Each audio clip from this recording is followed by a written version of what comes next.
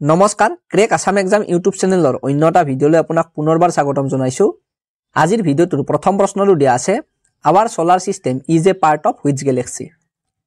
আমাৰ সৌৰজগতখন কোনটো তাৰকা ৰাজ্যৰ অন্তৰ্গত? ইয়াত দিয়া থকা অপচন 4টাৰ ভিতৰত শুদ্ধ উত্তৰটো হ'ব চি।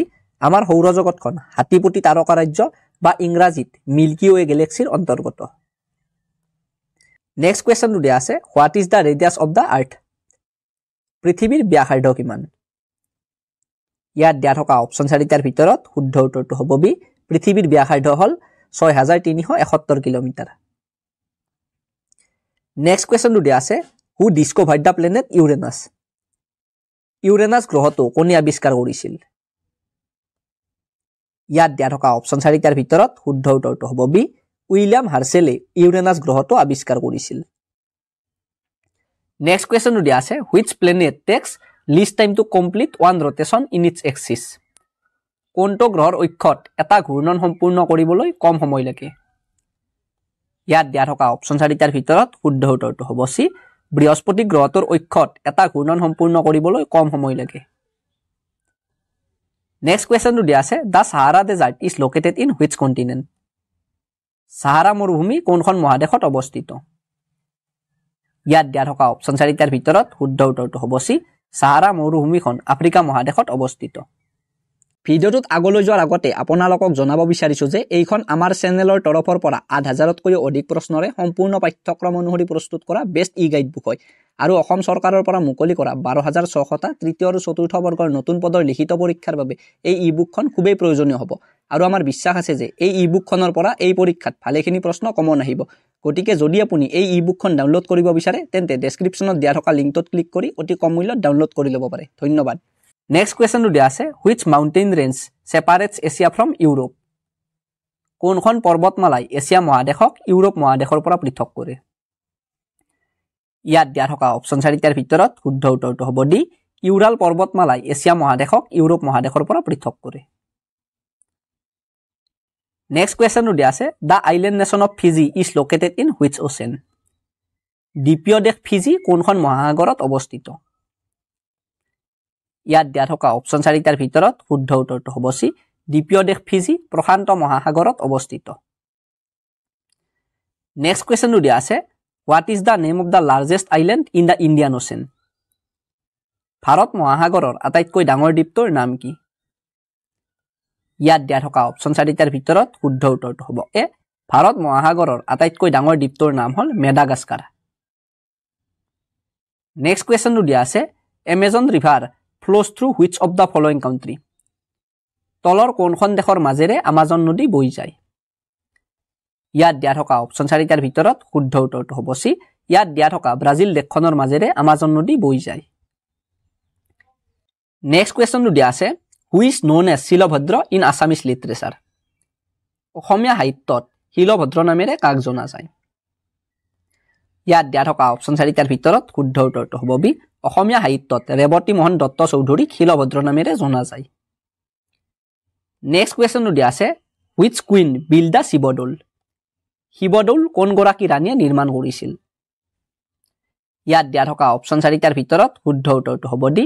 শিৱদৌল আহোম স্বৰ্গদেউ শিৱসিংহৰ দ্বিতীয়গৰাকী পত্নী বৰৰজা অম্বিকাই নিৰ্মাণ কৰিছিল। নেক্সট কুৱেশ্যনটো দিয়া আছে what is the chemical symbol of gold? সোণৰ ৰাসায়নিক প্ৰতীক কি? ইয়াত দিয়া থকা অপচন 4টাৰ ভিতৰত শুদ্ধ উত্তৰটো হ'ব এ। সোণৰ ৰাসায়নিক প্ৰতীক হ'ল AU। নেক্সট কুৱেশ্যনটো দিয়া আছে who is the chairman of the planning commission? পৰিকল্পনা আয়োগৰ অধ্যক্ষ কোন? ইয়াত দিয়া থকা অপচন 4টাৰ ভিতৰত শুদ্ধ উত্তৰটো হ'ব বি। ভাৰতৰ প্ৰধানমন্ত্ৰী হ'ল পৰিকল্পনা আয়োগৰ অধ্যক্ষ। নেক্সট কুৱেশ্যনটো দিয়া আছে who is the author of the novel পিতা পুত্ৰ? পিতা পুত্ৰ উপন্যাসখনৰ লেখক কোন? ইয়াত দিয়া থকা অপচন 4টাৰ ভিতৰত শুদ্ধ উত্তৰটো হ'ব এ। পিতা পুত্ৰ উপন্যাসখনৰ লেখকগৰাকী হ'ল হোমেন বৰগোহাঁই। নেক্সট কুৱেশ্যনটো দিয়া আছে Somnath temple is located in which Indian state? Somnath মন্দিৰ ভাৰতৰ কোনখন ৰাজ্যত অৱস্থিত? ইয়াত দিয়া থকা অপচন 4টাৰ ভিতৰত শুদ্ধ উত্তৰটো হ'ব বি। সোমনাথ মন্দিৰ ভাৰতৰ গুজৰাট ৰাজ্যখনত অৱস্থিত। নেক্সট কুৱেশ্যনটো দিয়া আছে what is the right to vote in India ভাৰতত ভোটদানৰ অধিকাৰটো কেনেকুৱা অধিকাৰ ইয়াত দিয়া থকা অপশ্যন চাৰিটাৰ ভিতৰত শুদ্ধ উত্তৰটো হ'ব চি ভাৰতত ভোটদানৰ অধিকাৰটো সাংবিধানিক অধিকাৰ নেক্সট কুৱেশ্যনটো দিয়া আছে who is known as the lion man of Assam অসমৰ সিংহ পুৰুষ বুলি কাক জনা যায় ইয়াত দিয়া থকা অপশ্যন চাৰিটাৰ ভিতৰত শুদ্ধ উত্তৰটো হ'ব বি ৰাধা গোবিন্দ বৰুৱাক অসমৰ সিংহ পুৰুষ বুলি জনা যায় নেক্সট কুৱেশ্যনটো দিয়া আছে when was the Nobel Prize awarded for the first time প্ৰথমবাৰৰ বাবে কেতিয়া নোবেল বঁটা প্ৰদান কৰা হৈছিল ইয়াত দিয়া থকা অপশ্যন চাৰিটাৰ ভিতৰত শুদ্ধ উত্তৰটো হ'ব চি 1901 চনত প্ৰথমবাৰৰ বাবে নোবেল বঁটা প্ৰদান কৰা হৈছিল নেক্সট কুৱেশ্যনটো দিয়া আছে what is the SI unit of force বলৰ এছআই একক কি ইয়াত দিয়া থকা অপশ্যন চাৰিটাৰ ভিতৰত শুদ্ধ উত্তৰটো হ'ব এ বলৰ এছআই একক হ'ল নিউটন নেক্সট কুৱেশ্যনটো দিয়া আছে which state in India does not have Panchayati Raj system ভাৰতৰ কোনখন ৰাজ্যত পঞ্চায়তী ৰাজ ব্যৱস্থা নাই ইয়াত দিয়া থকা অপশ্যন চাৰিটাৰ ভিতৰত শুদ্ধ উত্তৰটো হ'ব ডি ভাৰতৰ নাগালেণ্ড মেঘালয় আৰু মিজোৰাম এই তিনিওখন ৰাজ্যতে পঞ্চায়তী ৰাজ ব্যৱস্থা নাই নেক্সট কুৱেশ্যনটো দিয়া আছে what is the name of the first play of Srimanta Sankardeva Srimanta শংকৰদেৱৰ প্ৰথম নাটকখনৰ নাম কি ইয়াত দিয়া থকা অপশ্যন চাৰিটাৰ ভিতৰত শুদ্ধ উত্তৰটো হ'ব এ মহাপুৰুষ শ্ৰীমন্ত শংকৰদেৱৰ প্ৰথম নাটকখনৰ নাম হ'ল চিহ্নযাত্ৰা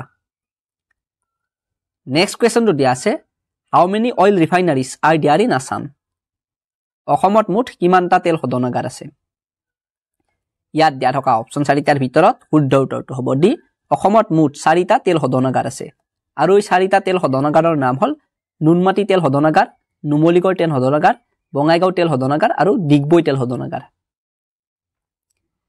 নেক্সট কুৱেশ্যনটো দিয়া আছে when is সতী সাধনী দিৱস সেলিব্ৰেটেড ইন আছাম অসমত সতী সাধনী দিৱস কেতিয়া পালন কৰা হয় ইয়াত দিয়া থকা অপশ্যন চাৰিটাৰ ভিতৰত শুদ্ধ উত্তৰটো হ'ব বি প্ৰতি বছৰে 21 এপ্ৰিল তাৰিখটোত অসমত সতী সাধনী দিৱস হিচাপে পালন কৰা হয় নেক্সট কুৱেশ্যনটো দিয়া আছে how many government medical colleges are there in Assam অসমত কিমানখন চৰকাৰী চিকিৎসা মহাবিদ্যালয় আছে ইয়াত দিয়া থকা অপশ্যন চাৰিটাৰ ভিতৰত শুদ্ধ উত্তৰটো হ'ব চি অসমত মুঠ 13খন চৰকাৰী চিকিৎসা মহাবিদ্যালয় আছে নেক্সট কুৱেশ্যনটো দিয়া আছে when was the Muslim league formed Muslim league কেতিয়া গঠন হৈছিল ইয়াত দিয়া থকা অপশ্যন চাৰিটাৰ ভিতৰত শুদ্ধ উত্তৰটো হ'ব এ 1906 চনৰ 30 ডিচেম্বৰ তাৰিখে বাংলাদেশৰ ঢাকাত মুছলিম লীগ গঠন হৈছিল আজিৰ ভিডিঅ'টোত এইখিনি প্ৰশ্ন আছিল আকৌ লগ পাম আপোনালোকক অন্য এটা ভিডিঅ'ৰ সৈতে তেতিয়ালৈকে গুড বাই